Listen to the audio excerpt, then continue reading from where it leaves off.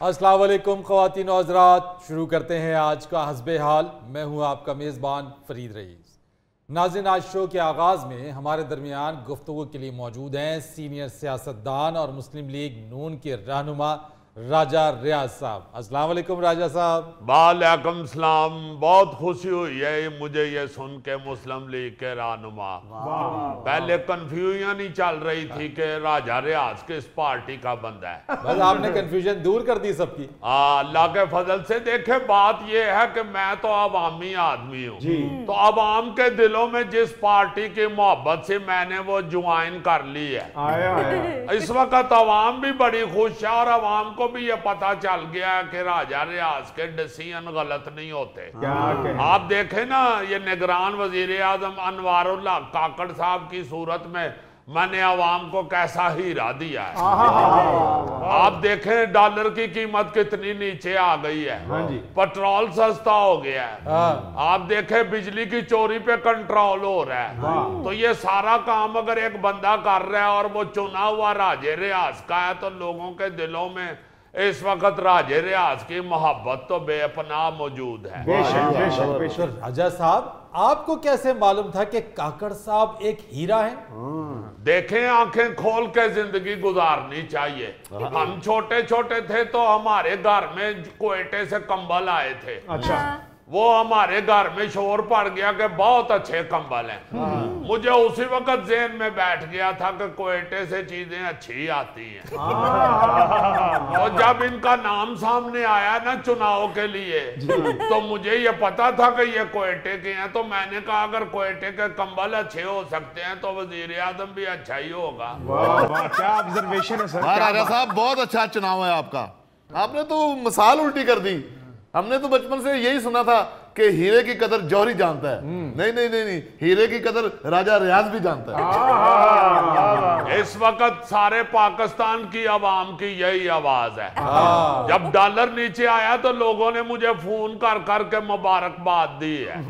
जब पेट्रोल सस्ता हुआ है तो पेट्रोल पंप वाले मुझे घूरना शुरू हो गए। और जो पेट्रोल डलवा रहे थे वो मुझे शीशे नीचे कर करके ऐसे ऐसे कर रहे थे। जी जी राजा साहब, आपकी चॉइस का हमें बखूबी अंदाजा है और आपने कुछ ना कुछ तो देखा ही होगा, तभी आपने मुस्लिम लीग नून ज्वाइन की है। आप बिल्कुल ठीक कह रहे हैं। देखें, मैं चुनाव के हवाले से बड़ा मोहतात होता हूँ और ये मेरे लिए बड़ा मुश्किल फैसला था कि मैं कौन सी पार्टी ज्वाइन करूं। मैं जब गोश्त लेने जाता हूं मैं देखते ही बता देता हूं कि इस छतरे की पुठ अच्छी है या रान अच्छी है। फौरन फैसला कर देता हूं कि गर्दन का गोश्त लेना है या दस्ती का लेना है। ये मेरे लिए आसान है चूंकि ये मेरे खब्बे हाथ का काम है। अच्छा। मगर पार्टी का चुनाव बहुत मुश्किल फैसला था। हालांकि मेरे सामने पीपल पार्टी भी मौजूद थी, मेरे सामने तरीके इंसाफ भी मौजूद थी, मगर मुस्लिम लीग नून ही मैंने चुनी क्योंकि मुझे पता था कि ये अवाम के दिलों में इस वक्त बस रहे हैं। हालांकि फरीद साहब, मुझे पीपल पार्टी की तरफ से भी ऑफर थी। राजा साहब, पीपल्स पार्टी? और वही तरीके इंसाफ भी मैं ज्वाइन कर सकता था। राजा साहब, तहरीके इंसाफ वो मेरे दिल से ही नहीं ये निकलती तो मैं कैसे ठीक कहूँ इनको। आप देखें, मुस्लिम लीग नून कभी भी मेरे मुंह से नहीं गलत निकलेगी। वो क्या कहते हैं कि दिल से जो बात निकलती है असर रखती है।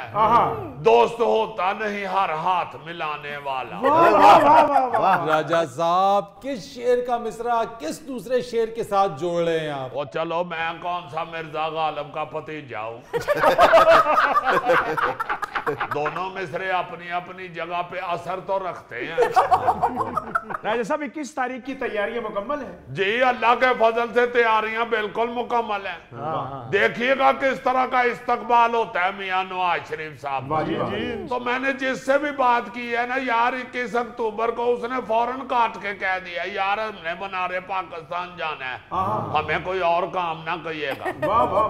फिर मैंने किसी को कहा कि यार 21 अक्टूबर को उसने कह दिया नहीं नहीं हम फारग नहीं, हमने मना रहे पाकिस्तान जाना है। और मैंने कहा मेरी बात तो सुन लो। कहते हैं नहीं, आपने किसी शादी की दावत देनी होगी। और मैंने कहा नहीं भाई जी, मैंने 21 अक्टूबर मनारे पाकिस्तान की दावत देनी है। इतने लोग तैयार हैं मनारे पाकिस्तान जाने के लिए कि मुझे उल्टा लोगों को कहना पड़ रहा है कि यार मैनू भी नाल ले जाना।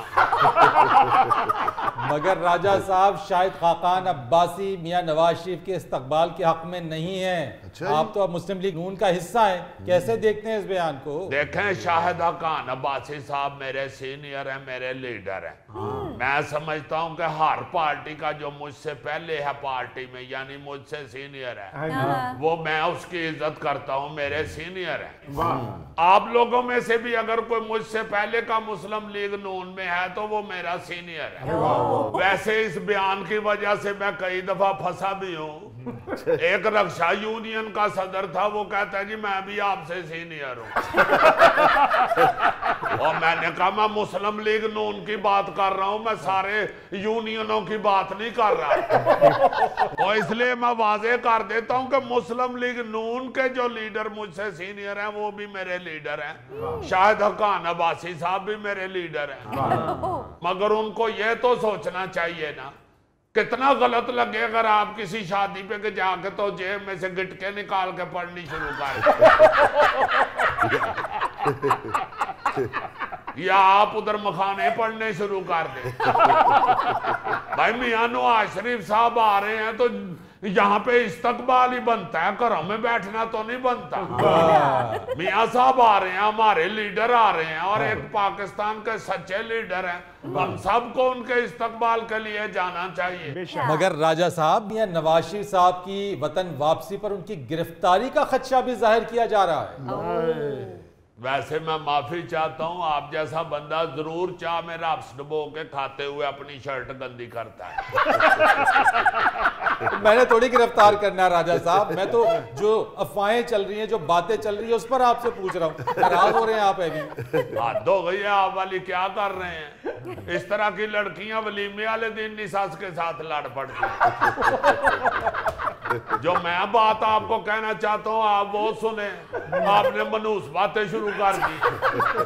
राजा साहब सवाल कर रहा हूं मैं, वैसी बात आप ना करें। फरीद साहब ये बात नहीं, हम आपकी इज्जत करते हैं मगर आप आवाम का दिल तो ना दुखाएं। आप देखें इंशाल्लाह 17-18 अक्टूबर को हिफाजती जमानत हो जाएगी मियां साहब की। वकीलों ने फुल तैयारी कर ली हुई है, होमवर्क मुकम्मल है उनका।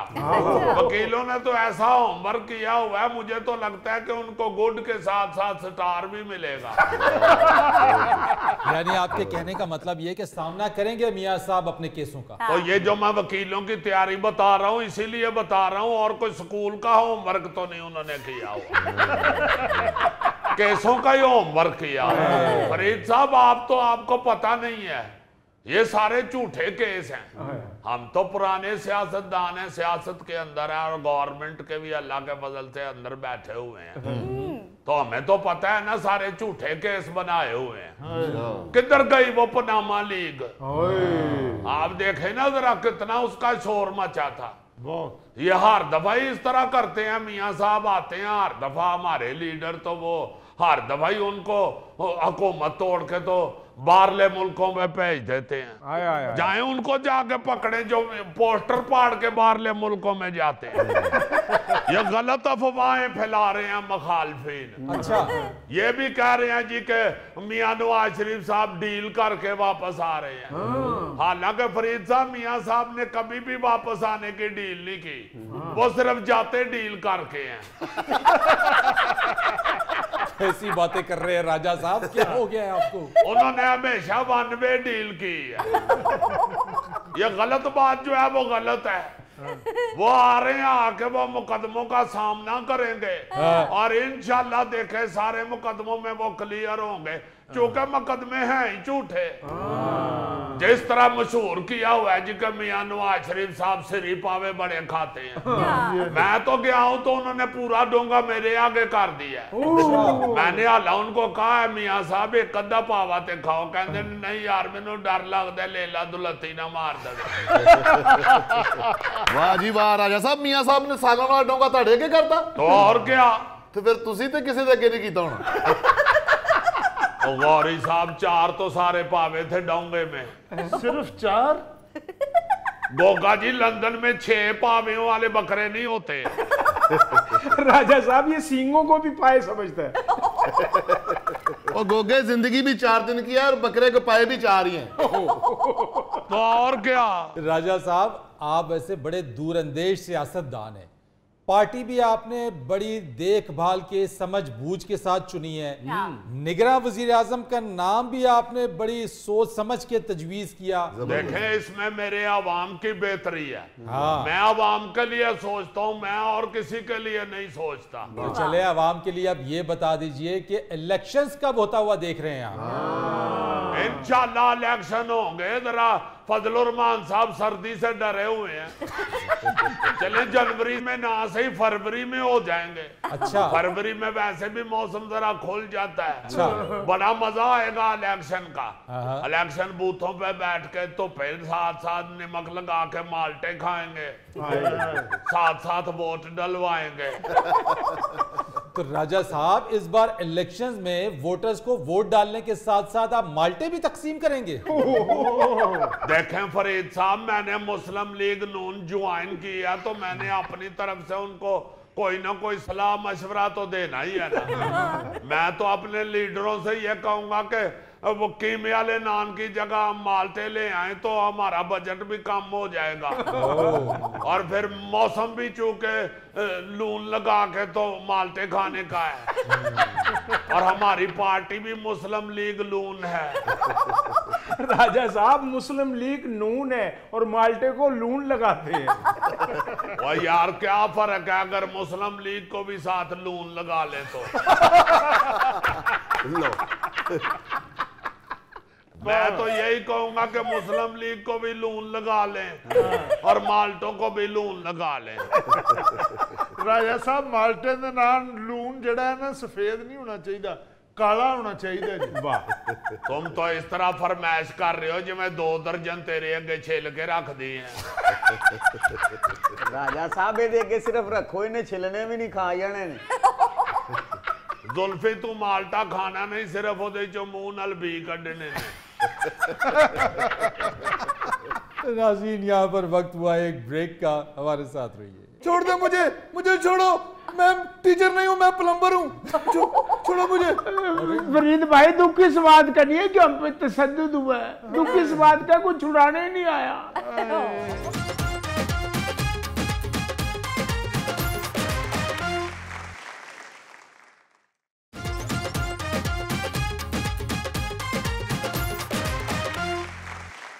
वेलकम बैक ख़वातीन व हज़रात। नाज़रीन, पंजाब भर के सरकारी स्कूल और कॉलेजेस के सैकड़ों असातिज़ा सरापा एहतजाज हैं। मुख्तलिफ शहरों में एहतजाज करने वाले असातिज़ा पर पुलिस ने अपने रवायती अंदाज में तशद्दुद भी किया। आज ऐसे ही चंद असातिज़ा हमारे दरमियान मौजूद हैं। अस्सलाम वालेकुम। पुलिस गर्दी नामंजूर, पुलिस गर्दी नामंजूर, पुलिस गर्दी नामंजूर। जी साहब, बड़ा अफसोस हुआ आप सब लोगों की ये हालत देखकर मुझे। बड़ा जुल्म हुआ है फरीद साहब, आपको क्या बताएं। ये देखे, तालीम जो बच्चों को आगे मुंतकिल करनी थी, उस तालीम से भरा हुआ दिमाग फाड़ दिया उन्होंने। छोड़ दे मुझे, मुझे छोड़ो, मैं टीचर नहीं हूँ, मैं प्लम्बर हूँ। छोड़ो मुझे। फरीद भाई, दुख किस बात का नहीं है कि हम पे तशद्दुद हुआ है। दुख किस बात का, कुछ छुड़ाने नहीं आया। बड़ा अफसोस हुआ इश्तियाक साहब, आपका तो बाजू टूट गया है। क्या बताएं आपको फरीद साहब, ये इश्तियाक साहब को पुलिस ने नहीं मारा, फिर ये पकौड़ों की जद में आ गए। पकौड़ों की जद में क्या मतलब? जब पुलिस ने लाठी चार्ज किया है तो पास एक पकौड़ियों वाली दुकान थी, ये उसमें छुप गए हैं।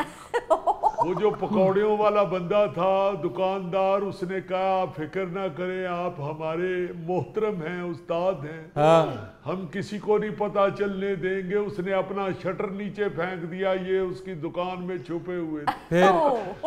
वो पकौड़े वाले को पुलिस वालों ने पूछा भी है कि ये शटर उठाओ, अंदर कौन है। उसने कहा जी कोई नहीं जनाब, मैंने तो ये असातिज़ा के डर से, एहतजाज के डर से दुकान बंद कर दी है। वो जब पुलिस वाले चले गए, उस दुकानदार ने अपना शटर उठाया तो अंदर देखा तो उसके सारे पकौड़े खत्म हो चुके थे।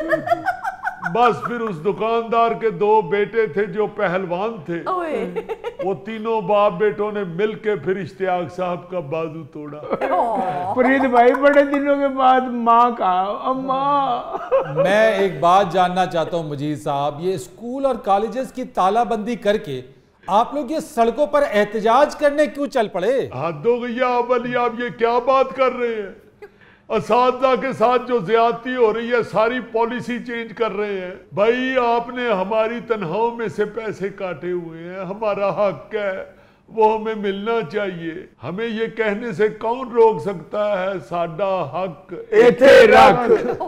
मजीद साहब, आप अपने हक की तो बात करते हैं आप असातिज़ा, लेकिन आप अपनी जिम्मेदारियों का तायुन बिल्कुल भी नहीं करते हैं। यानी जो तालीम का बेड़ा गर्क आज हो गया है, उसका जिम्मेदार कौन है?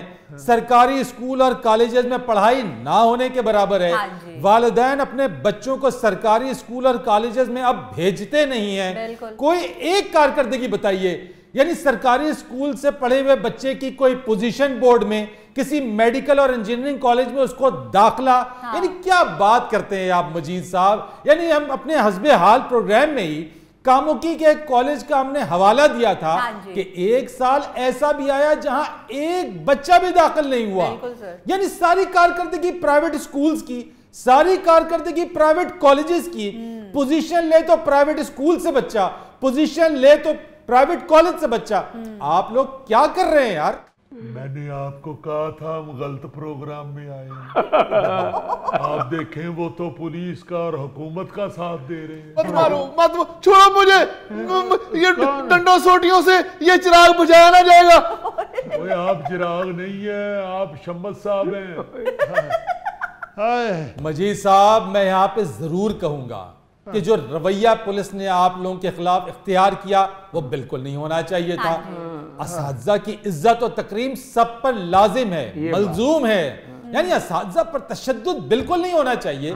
लेकिन आप ये भी तो देखिए कि जिन ममालिक की बात की जाती है कि जहां पर असातिज़ा की तकरीम की जाती है, उनकी इज्जत की जाती है, उनकी कारकर्दगी भी देखिए। हम बात सिर्फ ये कर रहे हैं कि आप अपनी कारकर्दगी पर नजर डालिए, अपने गिरेबानों में झांकिए कि क्या आप बच्चों को वो तालीम देने में कामयाब हुए हैं? आपने मुस्तकबिल के मेमारों को संवारा है या फिर आज तक अपने हक की बात की है, पेंशन की बात की है, लीव इनकैशमेंट की बात की है, पॉलिसी की बात की है, ट्रांसफर्स की, पोस्टिंग्स की बात की है? भाई जी वो तो बात ही नहीं आ रहे, वो तो हमारे फुल खिलाफ है। मजीद साहब, मेरी तमाम तर हमदर्दियां आप असातिज़ा इकराम के साथ हैं, लेकिन आप लोगों ने हम मीडिया वालों को इस काबिल ही नहीं छोड़ा कि हम आप लोगों के हक में बात करें। आप और जी हमारे साथ बैठ के बात करते, हमारे साथ टेबल टॉक करते, हमें तो छोटू गैंग समझ के मारा।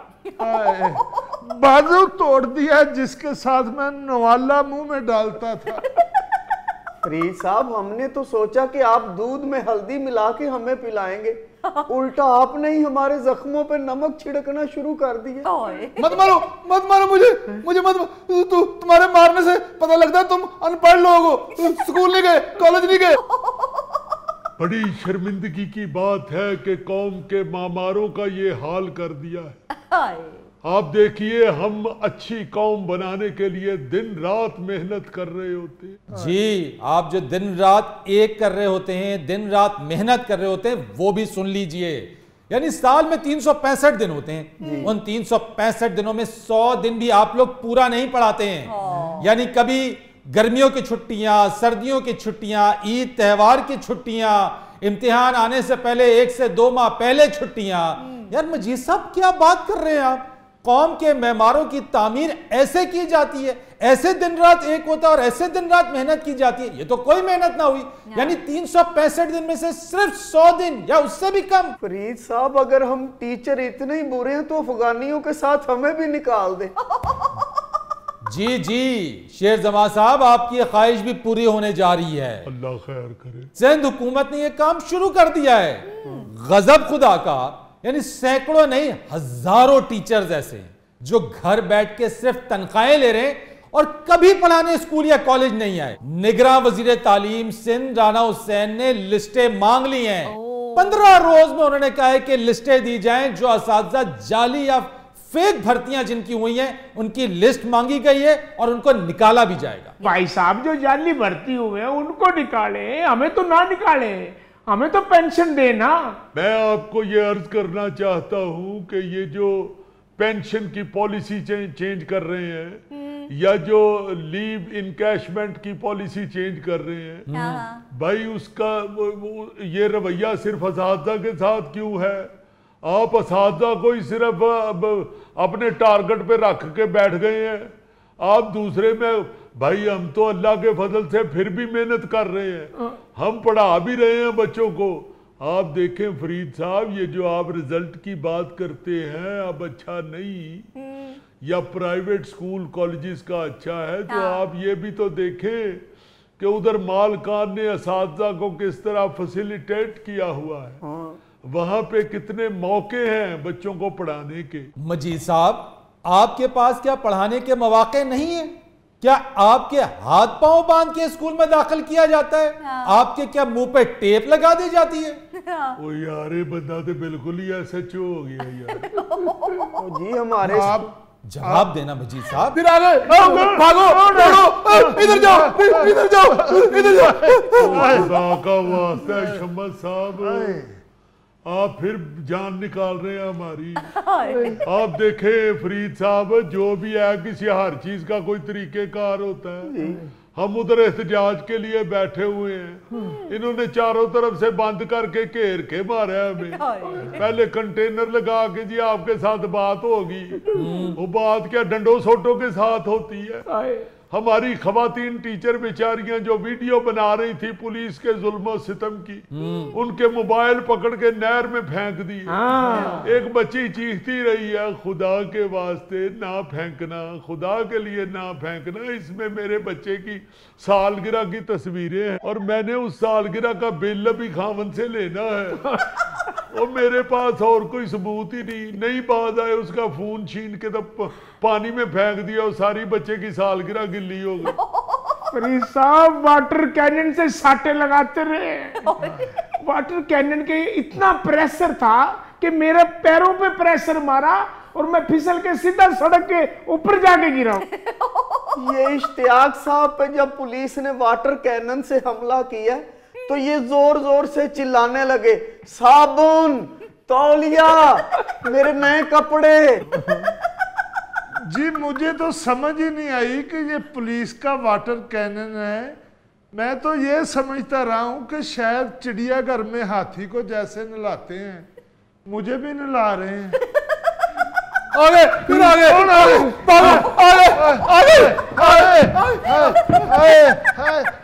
मुझे भी ले चलो। नाज़रीन, यहाँ पर वक्त हुआ एक ब्रेक का, हमारे साथ रहिए। अंदर की तो काफी खबरें हैं, मगर एक बड़ी मजेदार खबर तुम्हें सुनाता हूँ। फाइनल साहब कभी बाहर ते आओ, मैं देखना तुसी पहुंचे किड़े किड़े पांदे हो। मैं क्या हो रहे कहंदा कि मैं वेखना तुसी लंगड़े ते नहीं।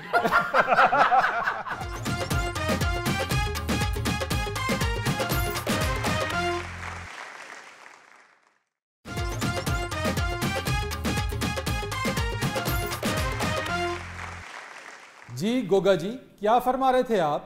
सर जी मैं ये कहना चाह रहा था कि मेरा बहुत दिल चाहता है कि मैं एक मचोर सियासतदान बन के उभरूं, लेकिन मुझे कोई उभरने नहीं देता।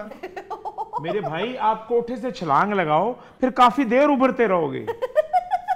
और भाई मैं सियासतदान बनना चाहता हूँ, कोई फुटबॉल नहीं बनना चाहता। गोगा जी, सियासतदान तो शायद आप ना बने, लेकिन अगर फुटबॉल बनना चाहते हैं तो आपके कुछ 3-4 दर्जन फुटबॉल बन सकते हैं। गोगा जी, अगर आप सियासतदान बनना चाहते हैं ना तो सियासत में दिलचस्पी लिया करें। सर जी मैंने दिलचस्पी लेनी शुरू की हुई है। अच्छा ये बताइए कि क्या इंफॉर्मेशन है आपके पास सियासत के हवाले से? जी मियां नवाज शरीफ साहब वापस आ रहे हैं। ये कौन सी इंफॉर्मेशन हुई? ये बात तो सबको पता है। मुझे ये बताइए, मैं आपको तब मानूं कि आप मुझे ये बताएंगे कि मियां नवाज शरीफ साहब किस एयरपोर्ट पर लैंड करेंगे पाकिस्तान वापसी पर। सर जी मैं सियासतदान हूं, कोई जहाज का कंडक्टर नहीं हूं। अस्सलाम वालेकुम, क्या हाल चाल है? खैरियत है? क्या है जनाब? बड़ा हासा ठट्ठा हो रहा है। क्या बात हो रही है?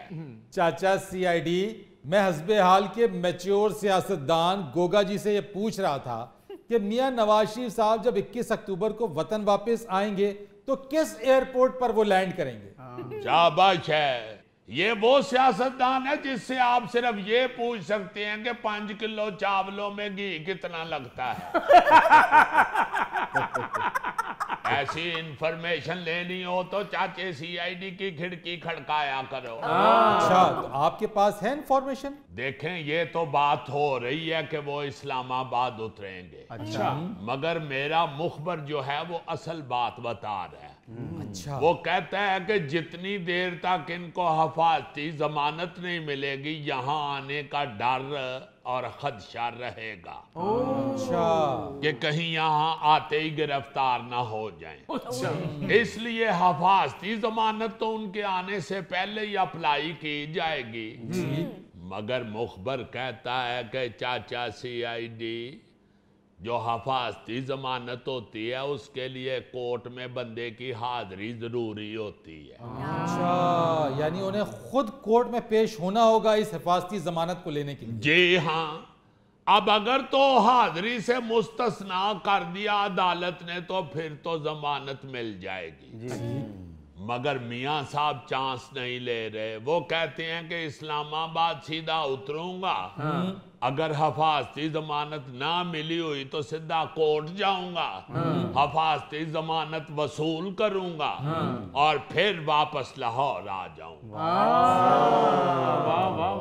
इसलिए इस्लामाबाद उतर रहे हैं वो। अच्छा, ये है अंदर की खबर। जी हाँ, अंदर की तो काफी खबरें हैं, मगर एक बड़ी मजेदार खबर तुम्हें सुनाता हूँ। पानीलंदीन साहब कभी बाहर ते आओ, मैं देखना तुसी पहुंचे किड़े किड़े पांदे हो।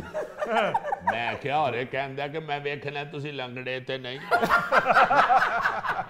एक और आपको मुखबरी दूं, आपको ये सुन के भी बड़ा मजा आएगा। बताइए चाचा सीआईडी। अच्छा, अंदर की बात आप अंदर से ही बताते हैं? जाहिर, एक मिनट ठहर जाओ, अंदर है तो कोई नहीं।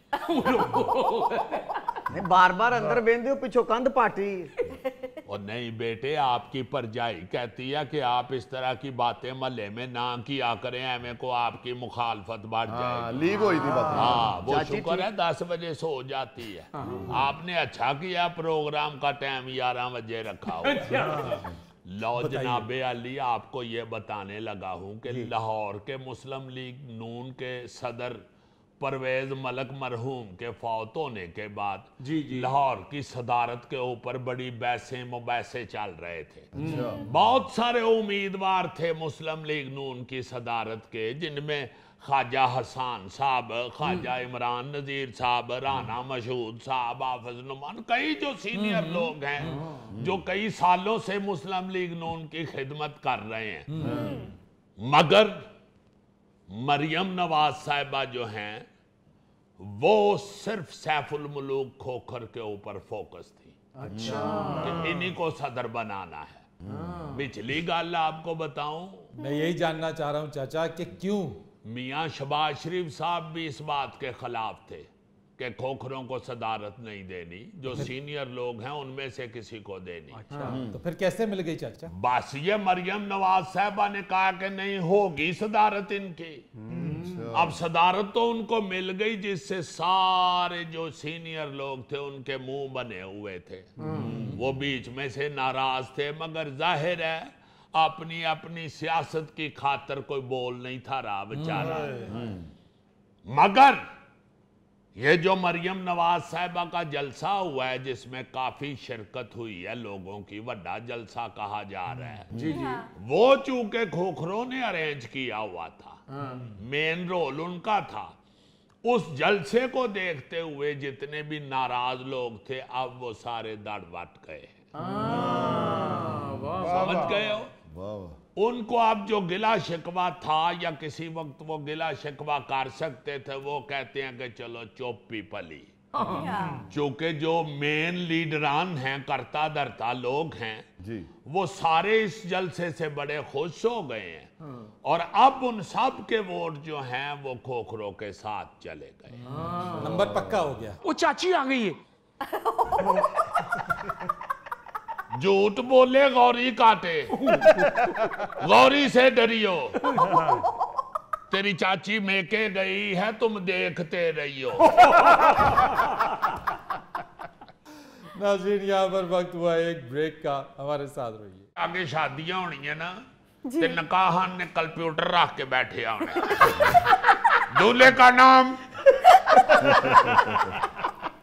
दुल्हन का नाम।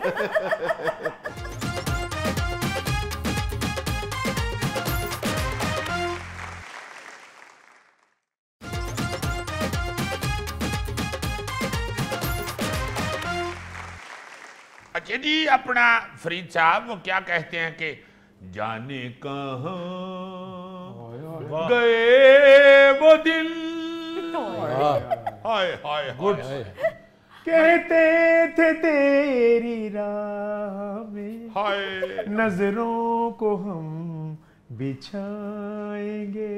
हाय हाय, गोगा तो कहे कि दस्तरखान हम बिछाएंगे। याद आ रहा था कि अच्छा भला मैं कंप्यूटर सीखने लगा था जब नया नया कंप्यूटर आया है ना। You mean computer? कंप्यूटर मैं सीखने लगा था। मैंने कहा यार नई चीज या ये सीख लेनी चाहिए। बिल्कुल। बस मेरे कुछ नाआकबत अंदेश दोस्तों ने मुझे रोक दी। यार कसूर तुम्हारे दोस्तों का है, तुम आकिब जुवैद का नाम क्यों बिगाड़ रहे हो? क्या मतलब? यार वो पूरी दुनिया में माना जाता है, पाकिस्तान का हीरो है, तो तुम उसे आकिब सलेश कह रहे हो? बहुत अच्छे। और मैंने नाआकबत अंदेश लफ्ज कहा है। यार ये किस नाआकबत अंदेश को तुमने इधर बिठाया हुआ? थोड़ी दीदी मेरे दिमाग में क्रिकेट घुसी होती ना। छड़ दे यार खुदा का वास्ता, क्यों मैनू आकिब जुवैद को भी कुट पुआनी? लो जनाब, मैंने फिर नहीं सीखा कंप्यूटर। आज मैं सोचता हूं कि यार पूरा सिस्टम ही कंप्यूटर ने कैप्चर कर लिया हुआ है, अगवा कर लिया कंप्यूटर ने हर चीज को, हर शोबे को। जी आप जरा याद करें ना कि जब हमारे बहन भाई बड़े कॉपी पे लिखते थे ना, तो हम छोटे छोटे होते थे, हम सिर्फ तख्ती लिखते थे, तो हम कॉपी को बड़ी तरसी हुई निगाहों से देखा करते थे कि काश हमें भी अजायत मिले, या हमें कब कॉपी ला के दी जाएगी, हम भी कॉपी पे लिखें। कागज इतना अट्रैक्टिव था। बिल्कुल है जी। जी जी। फिर आहिस्ता आहिस्ता जब कॉपी मिलनी शुरू हुई तो उसके ऊपर फिर नाम लिखने, ये वो फलान टमकान, इतनी अहमियत थी कॉपी की कि मुझे याद है कि घर में काम करने के लिए वालदैन ने ना जी वो खुले कागजों का पूरा दस्ता ला के तो उसकी कापियां या रजिस्टर बना के देने। बिल्कुल। एक लाल रंग के कागजों वाली कॉपी होती थी जिस पे रफ काम किया करते थे। उसे रफ कॉपी कहते थे। रफ कॉपी कहते थे। पिंक जी, पिंक सी, देखो यार कलर का याद है इसे। यार मैं भी एक तरह का रंगीन इंसान हूँ। याहिर है, क्यों नहीं, आप तो हमारे बड़े प्यारे मिठू हो। अच्छा, उसके साथ साथ ये होता था कि एक ग्राफ पेपर होता था, ग्राफ पेपर उसे लाके उसके ऊपर रियाजी का काम करना, ज्योमेट्री शमेट्री का काम करना, वो सारा उसी पे ही बनता था। हाँ, कागज बड़ा अहम होता था जी। आपको हर जगह के ऊपर कागज की जरूरत पड़ती थी। बड़ी अच्छी तरह मुझे याद है, हमारे एक टीचर होते थे, वो कहीं साफ कागज गिरा हुआ भी देखते थे ना, तो वो उठा के उसे फूंक मार के साफ सूफ करके अपने बैग में रख लेते। अरे वाह वाह वाह। तो कहते थे ये कहीं भी इसकी जरूरत पड़ सकती है। क्या बात, जाया हो रहा है, क्यों जाया हो रहा है? बिल्कुल। बड़ा अहम था कागज, बहुत अहम। अब आप देखो कि कागज हर जगह से गायब हो गया, हर जगह को कंप्यूटर ने अगवा कर लिया। अजीजी, यू मीन पेपरलेस एनवायरनमेंट अब तेजी से फरोग पा रहा है? बहुत तेजी से जी। एटीएम मशीन पे आप जाएं तो मशीन आपको पहले पूछती है रसीद लेनी हो कि नहीं। कागज इतना अहम हो गया है। और आपको मालूम है कि अगर आप रसीद लें तो उसके पैसे कटते हैं। और देखो इतना हावी हो गया कंप्यूटर हर सिस्टम के अंदर कि अब हर चीज के साथ ई लग गया है। ईमेल, ई रसीद, ई पेपर, मतलब ई वीजा हर शय कंप्यूटर पे आ गई है। अजीजी, ये टेलीफोन मोबाइल फोन की जो पोस्ट पेड कनेक्शंस के बिल्स पहले घरों पर डाक के जरिए आ जाया करते थे, हाँ जी, अब उन्होंने भी इसको जो है वो सार्फिन को ईमेल्स के थ्रू वो सारी बिलिंग करना शुरू कर दी है कि हार्ड कॉपी में अब आपको कुछ नहीं मिलेगा। यार मैं तो इस बात पे हंसता हूं कि आगे शादियां होनी है ना, ते नकाहान ने कंप्यूटर रख के बैठे आने दूल्हे का नाम, दुल्हन का नाम, वो इंज लगेगा कि अल्लाह माफ करे जोड़ा फड़िया गया किधर अदालत। निकाहनामा आ जाएगा कुछ दिनों बाद। हाँ, लाइमन इनका आ जाएगा, इनकानामा। ये गोरा शुरू होता है ना जी हर काम करना, हम तो फिर पीछे पीछे होते हैं पूछ पकड़ के। सिर्फ इसलिए उन्होंने ये कागज की अहमियत जो है वो इतनी बना दी है और उसको इतना कम यूज कर रहे हैं कि आपको मालूम है कागज दरख्तों से बनते हैं। जी जी। और अब पोल्यूशन से बचने के लिए दरख्त बड़ा जरूरी है जी। उन्होंने कहा कि यार है जेड़ा सब तो बड़ा इस्तेमाल हो रहा है इसका दरख्त का, ये तो घटाओ। उन्होंने हर जगह से पेपर खत्म कर दिया, दरख्त बचाओ पेपर मुकाओ। लेकिन अजीजी 5000 का नोट कागज का ही है। आहिस्ता आहिस्ता ये भी चेंज हो जाना गौरी। और आपको पता है कई मुल्कों में हो चुका है, प्लास्टिक के नोट बन गए हुए। प्लास्टिक? हाँ, हमारे यहाँ तो सिर्फ प्लास्टिक का नोट इसलिए नहीं आ रहा कि गौरियर का बंदा किधरे जेब च पाए थे वो गाल ना जाए। प्लास्टिक पिघल जाता है ना सेक के साथ, इस तरह थोड़ी सी एहतियात कर रहे हैं, वरना इधर जो ठंडे मुल्क है ना, ठंडे लोगों के, वो अब प्लास्टिक की करेंसी बन रही है तड़ातड़। ये कोई मामूली बात नहीं है, ये बहुत बड़ी बात है कि दरख्त की अहमियत उन्होंने किस कदर जानी है, किस कदर उन्होंने एहसास किया है इसका कि भाई हम ये क्या कर रहे हैं। वो कहीं का कहीं इजाद भी फिर उन्होंने कंप्यूटर किया। आपको पता है कि ये जो आईटी के लोग हैं, क्यों धड़ाधड़ इंडिया और पाकिस्तान और श्रीलंका और बांग्लादेश और नेपाल सब अमेरिका जा रहे हैं आईटी वाले।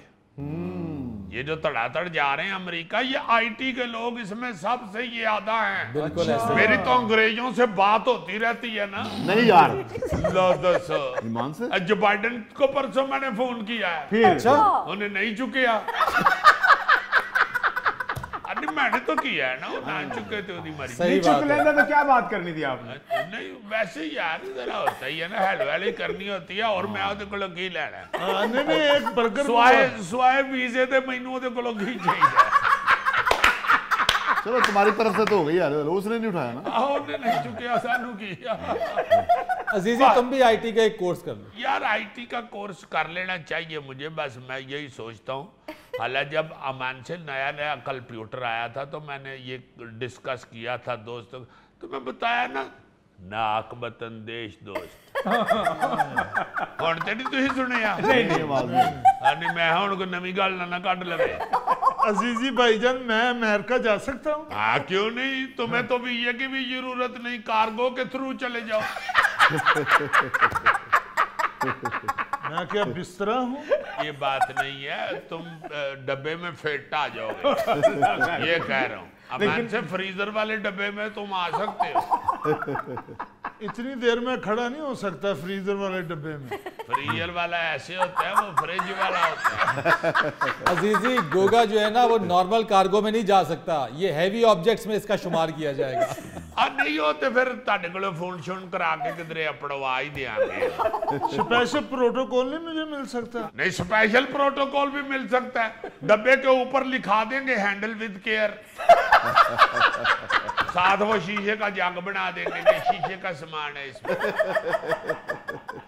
नाजरीन ये था आज का हस्बे हाल। जाने से पहले एक खूबसूरत बात, मारूफ कलमकार तारिक बलोच सहराई लिखते हैं कि आप फराइज पूरे करेंगे तो हुकूक चलकर खुद आपके घर पहुंचेंगे। अपने मेज़बान फरीद रईस को इजाज़त दीजिए, कल आपसे फिर मुलाकात करेंगे इंशाअल्लाह। तब तक के लिए अल्लाह हाफ़िज़।